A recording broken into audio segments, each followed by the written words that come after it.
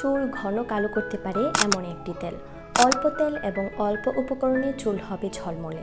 তেল বানানোর সকল টিপস রয়েছে এই ভিডিওতে। তো কথা না বাড়িয়ে চলুন মূল ভিডিওতে। প্রথমে আমি অ্যালোভেরাগুলো ভিজিয়ে রেখেছিলাম। এখন এগুলোকে সুন্দর করে ধুয়ে কেটে নেব। এটি চুল পড়া রোধ করতে, চুলের বৃদ্ধিকে উৎসাহিত করতে এবং চুলের স্বাস্থ্য ভালো রাখতে সাহায্য করে। এখানে আরও কিছু উপকরণ নিয়েছি। নিম পাতা, যা খুশকি, চুল পড়া এবং মাথার ত্বকের সংক্রমণের মতো সমস্যা দূর করতে খুবই উপকারী। মেথি, চুল পড়া কমায়, খুশকি দূর করে, চুলের বৃদ্ধি ঘটায় এবং চুলকে নরম ও উজ্জ্বল করে। সাদা তিল, চুল করে মজবুত। কালো জিরা চুলকে ঘন কালো সহ নানান কাজে সাহায্য করে। সরিষা চুলের ফলিকলকে পুষ্টি যোগায় এবং চুলের স্বাস্থ্য ভালো রাখতে সাহায্য করে। তিসি চুলকে করে মসৃণ ও সিল্কি। চুল পড়া বন্ধ করতে ও টাক পড়া রোধ করতে সাহায্য করে জবা ফুল ও পাতা।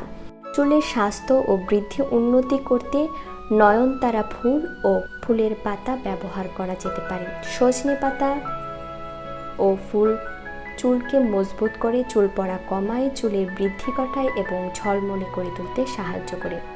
বেলি ফুলে যে এসেনশিয়াল তেল থাকে সেটা চুলের জন্য খুব ভালো এবং এই তেলের জন্য আরেকটি জিনিস লাগবে, তা হলো কালো কেশরী বা ভৃঙ্গরাজ, যা চুলকে ঘন কালো করতে সাহায্য করে। চুল হয় খুবই ঘন। এছাড়াও একটি আবশ্যক হচ্ছে 300 মিলিলিটারের নারকেল তেল। সব কিছু ভালোভাবে ধুয়ে পরিষ্কার করে নিতে হবে এবং ব্লেন্ড করতে হবে। ব্লেন্ড করার সময় পানি নেওয়া যাবে না, সামান্য তেল নিতে হবে। পরবর্তীতে চুলায় নেড়ে চেড়ে ভাজা ভাজা করে ভাজতে হবে। ভাজা ভাজা হয়ে আসলে ঠান্ডা করে নিতে হবে। আমি এখানে একটি সুতি পরিষ্কার কাপড় ব্যবহার করব তেলটাকে ছেঁকে নেওয়ার জন্য। তারপর চেপে চেপে ছেঁকে নেব।